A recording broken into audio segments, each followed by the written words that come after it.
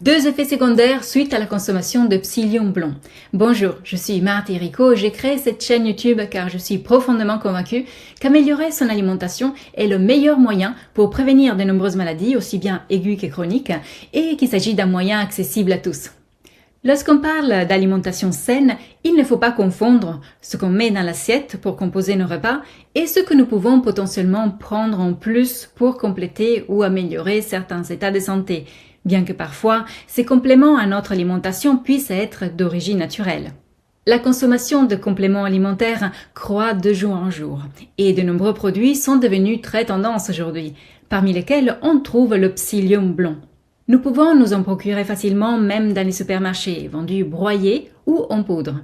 À l'origine, le psyllium est une des graines dites à mucilage, c'est-à-dire une graine qui, au contact de l'eau, devient visqueuse en créant du mucilage tout autour de la graine. On trouve d'autres types de graines à mucilage, comme par exemple les graines de lin ou les graines de chia.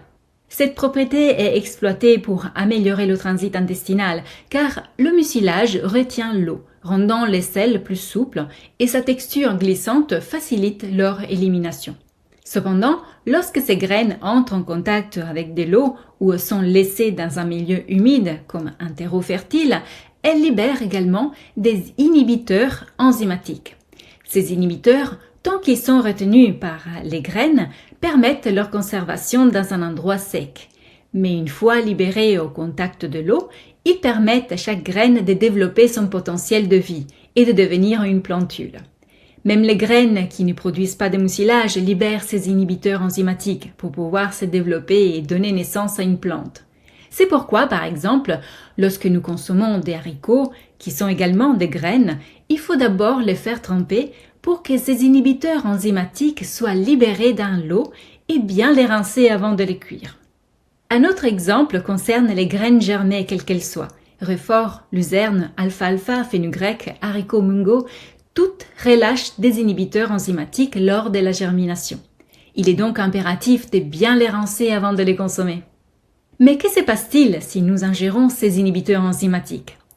Si l'on consomme régulièrement ces inhibiteurs enzymatiques, nos enzymes digestifs ne fonctionnent plus de manière optimale, compliquant ainsi la digestion et rendant l'assimilation des nutriments plus difficile.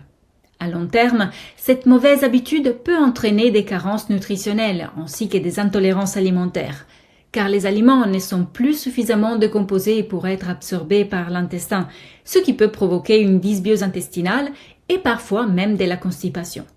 En consommant régulièrement du psyllium blond dans de l'eau, nous ingérons à chaque fois des inhibiteurs enzymatiques qui perturbent notre système digestif. Si le psyllium donne l'impression d'améliorer le transit intestinal, en réalité, il finit par remplacer peu à peu la péristaltique naturelle du corps, pouvant créer une dépendance.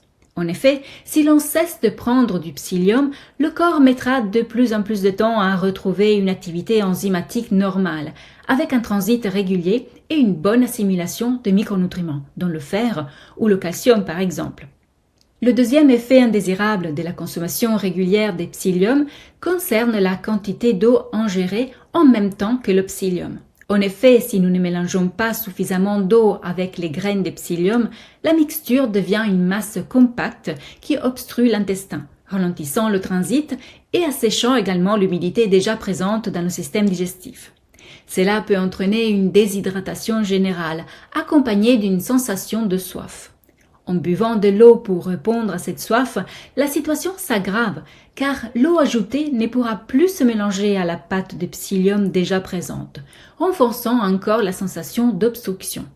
Si nous souhaitons consommer du psyllium blond, il est alors préférable de le mélanger avec une quantité très abondante d'eau, afin de faciliter son passage tout au long du système digestif. N'oublions pas que le psyllium ne remplace jamais l'apport en fibres, qui doivent être intégrés à l'alimentation, notamment en consommant des légumes aussi bien crus que cuits. Enfin, pour résoudre définitivement un problème de constipation, il ne suffit pas de manger des légumes et de boire beaucoup d'eau. Il est également essentiel de faire de l'exercice tout au long de la journée et surtout de restaurer toutes les fonctions du foie. En choisissant des aliments appropriés, les meilleures associations alimentaires et des bonnes méthodes de cuisson. Si vous souhaitez accéder tout de suite à plus de 200 recettes faciles et rapides pour soutenir le foie dans ses fonctions quotidiennes, vous pouvez vous inscrire dès maintenant à la formation en ligne Adapter son alimentation. Il s'agit d'un parcours entièrement personnalisable, conçu pour vous aider à mieux gérer votre alimentation en fonction de votre âge, de votre style de vie et de vos moments de la journée. Plusieurs modules vous attendent, comprenant des documents écrits, de nombreuses vidéos et plein de conseils précieux pour transformer votre relation à la nourriture et profiter pleinement de la vie. Pour découvrir tous les détails de cette formation, il suffit de suivre le lien situé en dessous de cette vidéo. Je vous dis à très vite pour une nouvelle vidéo et d'ici là, souvenez-vous qu'il est toujours le bon moment de prendre soin de soi et de son assiette.